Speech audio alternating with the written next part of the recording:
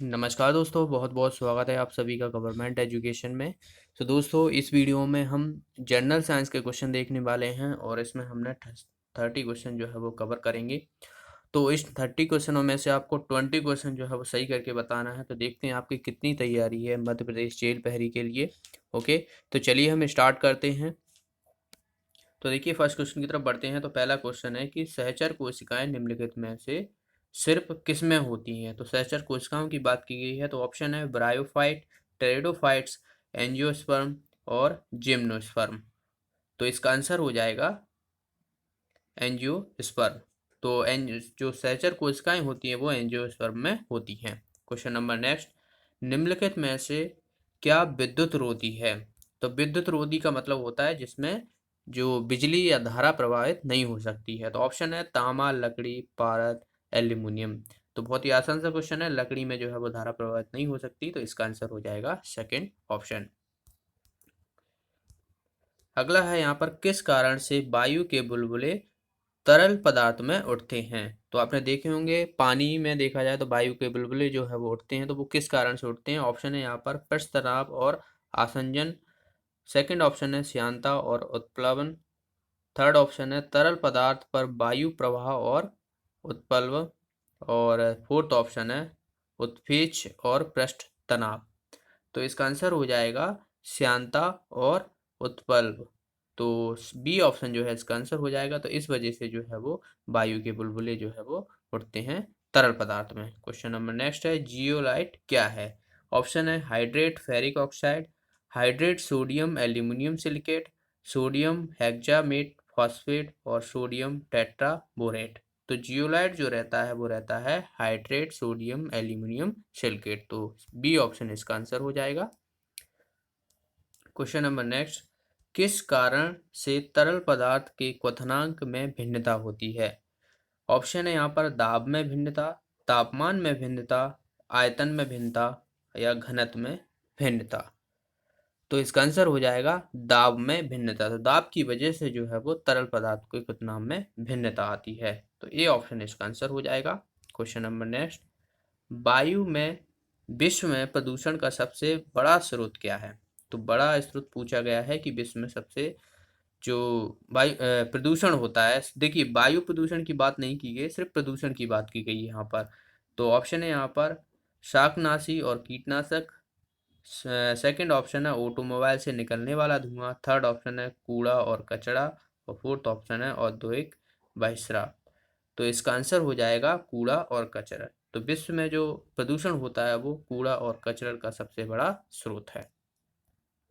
Question number next है, अश्रु ग्रंथि कहाँ स्थित होती है। तो अश्रु ग्रंथि आंसू की बात की गई है यहाँ पर। तो बहुत ही आसान सा क्वेश्चन है ये। तो देखिए, ऑप्शन दिए हुए हैं हथेलियों में, पुख गुहिया में, नेहा गुहा में और स्टोमक यानी पेट में। तो इसका आंसर हो जाएगा नेत्र और वेट में, यानी सी ऑप्शन इसका आंसर हो जाएगा। अश्रु ग्रंथि ना लिख के आपको लैक्रिमल ग्लैंड भी लिखा मिल सकता है। तो लैक्रिमल ग्लैंड जो रहता है वो आंसू निकालने का काम करता है, जो कि आइस में प्रेजेंट रहता है। क्वेश्चन नंबर नेक्स्ट है, किण्वन के पश्चात सबसे व्यापक रूप में मोलासे का प्रयोग निम्नलिखित में से क्या तैयार करने के लिए किया जाता है। तो मोलासे का प्रयोग जो है वो किस लिए करते हैं, किण्वन के पश्चात की बात की गई है यहाँ पर। तो मेथनॉल, चीनी, एथेनॉल, गन्ना। तो इसका आंसर हो जाएगा एथेनॉल के लिए किया जाता है। तो सी ऑप्शन इसका आंसर हो जाएगा। क्वेश्चन नंबर नेक्स्ट की तरफ बढ़ते हैं। नेक्स्ट है यहाँ पर, अम्ल वर्षा निम्नलिखित में से किसके द्वारा हुए प्रदूषण से होती है। तो अम्ल वर्षा की पूछी गई यहाँ पर। जो अम्ल वर्षा होती है, तो ऑप्शन है यहाँ पर नाइट्रोजन और सल्फर के ऑक्साइड से, नाइट्रोजन और फॉस्फोरस के ऑक्साइड से, कार्बन और नाइट्रोजन के ऑक्साइड से, नाइट्रोजन और मीथेन के ऑक्साइड से। तो इसका आंसर हो जाएगा नाइट्रोजन और सल्फर के ऑक्साइड से, यानी सल्फर डाइऑक्साइड भी आपको लिखा मिल सकता है। तो इसका आंसर हो जाएगा A option. Question number next की तरफ बढ़ते हैं, पृथ्वी का अपना वायुमंडल क्यों है। ऑप्शन है वायु, बादलों, गुरुत्वाकर्षण शक्ति, पृथ्वी के घूर्णन।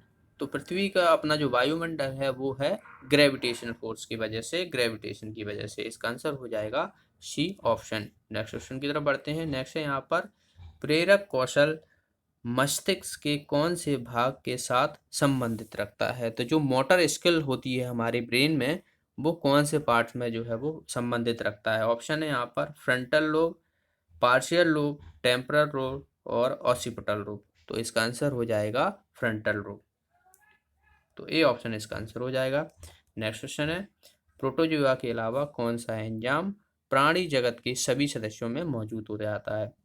तो ऑप्शन है यहाँ पर इंसुलिन, पेप्सिन, रेनिन, एमिलेज या अमाइलेज कह सकते हैं। तो जो प्रोटोजोआ के अलावा जो सभी प्राणी जगत में सदस्यों में मौजूद रहता है वो रहता है अमाइलेज। तो इसका आंसर हो जाएगा D option. Question number next, तरल पदार्थ के क्वथनांक पर डैश तापमान बढ़ता है, वायुमंडलीय दाब बढ़ता है, तापमान नियत रहता है या वाष्प दाब घटता है? तो तरल पदार्थ के क्वथनांक पर जो है वो ताप जो है वो नियत रहता है, तो तापमान नियत रहता है। इसका आंसर हो जाएगा C option. Question number next, वातावरण का वह स्तर जो इलेक्ट्रॉन्स और धनात्मक आयन के कुछ अंशों के मिश्रण से बना है कहलाता है? तो वातावरण का जो स्तर रहता है, जो लेयर है हमारी एटमॉस्फेयर में, उसमें जो है वो इलेक्ट्रॉन्स और धनायन भी हैं। तो वो कौन सा जो है वो लेयर है? देखिए ऑप्शन है यहाँ पर ट्रोपोस्फियर, आइनोस्फियर, स्ट्रेटोस्फियर, मीजोस्फियर। तो इसका आंसर हो जाएगा आइनोस्फियर। तो बी ऑप्शन इसका आंसर हो जाएगा। क्वेश्चन नंबर नेक्स्ट, स्वास्थ्य को संकट में डालने वाला सबसे गंभीर वायु प्रदूषक कौन सा है? ऑप्शन है sulphur dioxide, carbon monoxide, ozone, nitrogen oxide. तो स्वास्थ्य को जो संकट में डालने वाला सबसे वायु प्रदूषक जो है वो है CO2 यानी SO2, सल्फर डाइऑक्साइड। तो ए ऑप्शन इसका आंसर हो जाएगा। क्वेश्चन नंबर नेक्स्ट, गहरे समुद्र के गोताखोरों की ऑक्सीजन आपूर्ति में हीलियम मिलाई जाती है क्योंकि डैश यह नाइट्रोजन से कम जहरीली होती है, यह नाइट्रोजन से हल्की होती है, यह ऑक्सीजन के साथ जल्दी मिश्रित हो जाती है, यह उच्च दाब पर नाइट्रोजन की अपेक्षा खून में कम घुलनशील होती है। तो इसका आंसर हो जाएगा फोर्थ ऑप्शन। तो जो नाइट्रोजन जो हीलियम गैस होती है ऑक्सीजन के सिलेंडर में मिलाई जाती है क्योंकि वह उच्च दाब पर नाइट्रोजन की अपेक्षा खून में कम घुलनशील होती है। नेक्स्ट क्वेश्चन है, टेरिलीन, एथिलीन, ग्लेकोल और किस अम्ल का संघनन बहुलक है? ऑप्शन है बेंजोइड अम्ल, सैलिसिलिक अम्ल, थैलिक अम्ल और टेरेफेथिलिक अम्ल। तो इसका आंसर हो जाएगा टेरिफेथिलिक अम्ल। तो फोर्थ ऑप्शन इसका आंसर हो जाएगा। तो जो टेरिलीन, एथिलीन, ग्लेकोल और जो टेरिफेथिलीन होता है तो ये संघनन बहुलक हैं। क्वेश्चन नंबर नेक्स्ट, कांच की एक प्लेट पर पानी की बूंद फैलकर एक पतली परत बन जाती है जबकि पारे की बूंद गोलाकार बनी रहती है। तो आपने देखा होगा कि जो शीशा जो रहता है, कांच की प्लेट जो रहती है, उस पर आप पानी की बूंद डालोगे तो वो फैल जाएगी, लेकिन पारे की बूंद जो है वो गोल बनी रहती। तो वो किस कारण बनी रहती है? ऑप्शन है यहाँ पर पारा एक धातु है, सेकंड ऑप्शन है पारे का घनत्व पानी के घनत्व से ज़्यादा होता है, फोर्थ ऑप्शन है कांच के साथ पारे की संबंधता उसकी अणुशक्ति से अधिक होती है, फोर्थ ऑप्शन है कांच के साथ पानी की संबंधता उसकी अणुशक्ति से अधिक होती है। ठीक है, तो देखिए यहाँ पर ये पारे की बात की गई है, यहाँ पर ये पानी की बात की गई है। तो इसका आंसर जो हो जाएगा वो हो जाएगा कांच के साथ पारे की जो संबंधता होती है वो उसकी अनुशक्ति अधिक होती है। तो इसका आंसर हो जाएगा C option. Question number next, परमाणु बम किस सिद्धांत पर आधारित है? परमाणु बम मतलब एटॉम बम जो रहते हैं। ऑप्शन है यहाँ पर अनियंत्रित नाभिकीय विलयन, अनियंत्रण नाभिकीय विखंडन, नियंत्रण नाभिकीय विखंडन, नियंत्रण नाभिकीय विलयन। तो यहाँ पर संलयन होगा, दरअसल ये विलयन लिखा है। देखिए, तो जो एटम बम जो रहते हैं वो उनमें जो न्यूक्लियर फिजन होती है FISSI होहन, पर वो कंट्रोल होती है अनकंट्रोल होती है। तो ये आपको याद रखने की चीज़ है, तो वो रहती है अनकंट्रोलेबल। तो अनकंट्रोलेबल नाभिकीय फिजन हो जाएगा। इसका आंसर हो जाएगा नाभिकीय fission, second option, uncontrolled nuclear fission. Question number next, मक्खन कॉलाइड कब बनता है? तो मक्खन जो रहता है वो कॉलाइड कब बनता है? ऑप्शन है यहाँ पर, जब प्रोटीन पानी में छितरा जाता है, जब पानी में वसा छितरा जाता है, जब वसा की गुलिकाएं पानी में छितर जाते हैं, ये जब कार्बोहाइड्रेट पानी में घुल जाता है। तो मक्खन आपने देखा होगा तो उसमें जो है वो फैट निकलता है, तो आप उसे मट्ठा कहते हैं। तो मट्ठा जो रहता है वो मक्खन निकालने के बाद जो है वो मट्ठा बनता है। तो जब वसा की जो गुलिकाएं होती हैं वो पानी में छितर जाती हैं, तब वह जो है वो कॉलाइड बनता है। तो इसका आंसर हो जाएगा C option. Question number next, कि चारकोल घर में क्या जलाकर बनाया जा सकता है? तो चारकोल आपने देखा होगा, अगर हम घर में जो है बनाए तो उसको कैसे बना सकते हैं? ऑप्शन है, हवा की अनुपस्थिति में लकड़ी को, हवा की अनुपस्थिति में कोयले को जलाकर, हवा की पर्याप्त आपूर्ति न होने पर कोयले को जलाकर, हवा की पर्याप्त आपूर्ति न होने पर लकड़ी को। तो ये जो है वो हवा की अनुपस्थिति में लकड़ी को जलाकर जो है वो हम चारकोल घर में बना सकते हैं। तो इसका आंसर क्या हो जाएगा? A option. Question number next, ozone परत के क्षरण का कारण क्या है? क्षरण के कारण क्या होता है ये पूछा गया है। ओजोन परत हमने देखा होगा, जिसका फॉर्मूला जो रहता है वो उत्तरी रहता है, जो कि हमें सूर्य से आने वाली अल्ट्रावायलेट रेज से जो है वो बचाती हैं। तो यहाँ पर देखिए, स्तन कैंसर, त्वचा कैंसर, फेफड़ा का कैंसर या ब्लड कैंसर। तो ओजोन परत जो रहती है वो हमें अल्ट्रावायलेट रेज को रोकती है, जो कि हमारी स्किन कैंसर से कारण का हो सकता है। तो अगर ओजोन परत का क्षरण होता है तो हमें जो है वो स्किन कैंसर हो सकती है। तो इसका आंसर हो जाएगा बी ऑप्शन, क्योंकि ओजोन परत अगर नहीं रहेगी तो अल्ट्रावायलेट रेज जो है वो हम तक पहुंच जाएंगी और हमारे स्किन पे जो है वो कैंसर का कारण बन सकती हैं। क्वेश्चन नंबर नेक्स्ट, स्मोक किसका संयोजन है?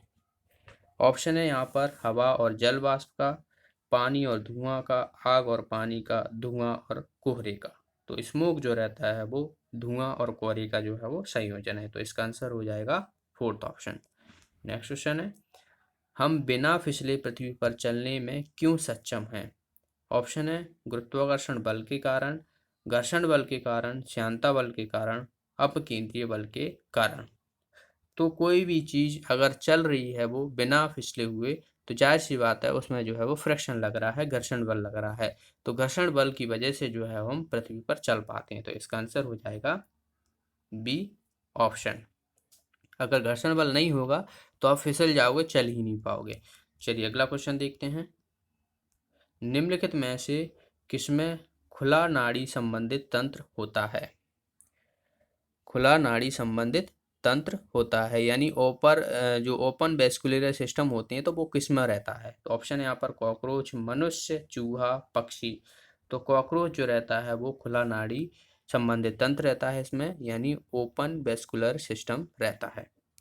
नेक्स्ट क्वेश्चन है, गर्म एवं ठंडी समुद्री धाराएं किसके कारण चलती हैं? ऑप्शन है यहाँ पर, प्रचलित हवाओं, पृथ्वी के घूर्णन, समुद्री जल के घनत्व में परिवर्तन, या सभी विकल्प सही हैं। तो इसका आंसर हो जाएगा ऑल ऑफ दीज, यानी ये सभी जो है वो इसकी वजह से जो है वो समुद्र धाराएं गर्म और समुद्र ठंडी धाराएं जो है वो चलती हैं।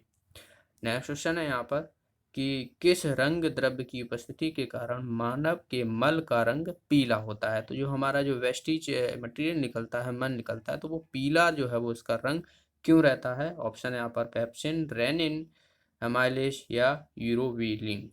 तो इसका आंसर हो जाएगा यूरोविलिन की वजह से जो है वो पीला रहता है। नेक्स्ट है यहाँ पर, जिस प्रघटना ने प्रकाश के अनुप्रस्थ स्वरूप को स्थापित किया वह प्रघटना क्या है? तो ऑप्शन है यहाँ पर, परावर्तन, व्यतिकरण और विवर्तन या ध्रुवीकरण। तो जो जिस प्रघटना के कारण जो है वो प्रकाश के अनुप्रस्थ स्वरूप को स्थापित किया है वो है ध्रुवीकरण, यानी पोलराइजेशन। तो इसका आंसर हो जाएगा डी ऑप्शन। नेक्स्ट क्वेश्चन है यहाँ पर, क्लोरोफिल में क्या होता है? तो क्लोरोफिल यहाँ पर देखिए, ऑप्शन है सोडियम, पोटेशियम, मैग्नीज या magnesium.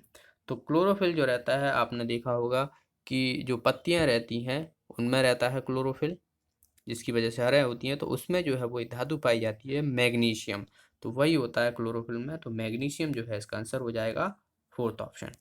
Question number next, carbon monoxide प्रदूषक क्यों है? ऑप्शन है, यह हीमोग्लोबिन के साथ अभिक्रिया करता है, यह तंत्रिका तंत्र को निष्क्रिय बना देता है, यह ऑक्सीजन के साथ अभिक्रिया करता है, यह ग्लाइकोसिस को रोकता है। तो इसका आंसर हो जाएगा यह जो है वो हीमोग्लोबिन, क्योंकि हमारे ब्लड में जो रहता है वो हीमोग्लोबिन रहता है और वह जो है वो उससे क्रिया करके जो है वो प्रदूषण कर देता है हमारे शरीर में। तो यह हीमोग्लोबिन के साथ अभिक्रिया करता है कार्बन मोनोऑक्साइड। तो इसका आंसर हो जाएगा ए ऑप्शन।